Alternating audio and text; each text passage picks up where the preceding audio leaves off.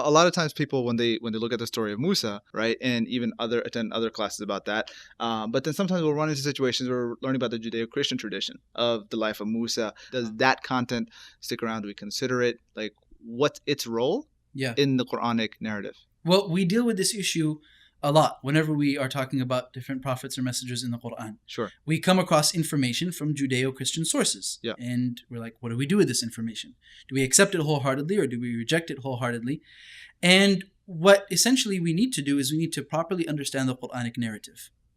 And if this information that we are getting from non-Quranic sources, non-Islamic sources, is not contradictory to what we have in the Islamic tradition, then what we can do is we can accept it for its academic value and for the intellectual value that it adds to the story that we're discussing.